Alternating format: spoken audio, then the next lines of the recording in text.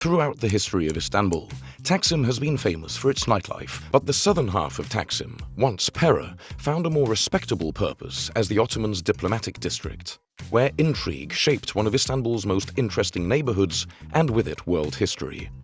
The Ottomans signed a series of capitulations to European powers, handing over commercial privileges and religious protections, boosting Pera's international appeal and transforming Taksim into one of the world's most important centers of diplomacy and intrigue.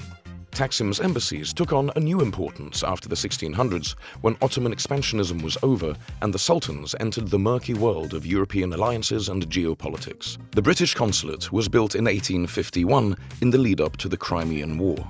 St. Helena's Chapel was originally a Catholic church built in 1982 and is now the oldest Anglican church in Turkey. Both buildings were bombed by Al-Qaeda in 2003, hence the massive wall.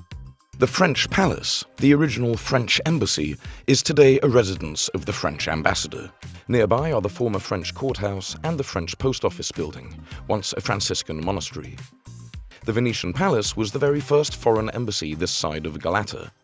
The first Venetian ambassador in Pera and future Doge of Venice was Andrea Gritti. Locals called his son Beyoğlu, or Son of the Lord, which somehow became a nickname for the local neighborhood. And the whole municipality was renamed Beyoğlu 5 centuries later in 1925. Giacomo Casanova stayed here in 1744, but apparently didn't have any luck with the local ladies. The Palazzo Corpi is a Genoese mansion that used to be the US Embassy and later consulate, but has operated as Soho House Istanbul since 2015. The Dutch consulate has stood on Istiklal Caddesi since 1612. The church alongside it used to be a prison before becoming a reformist church.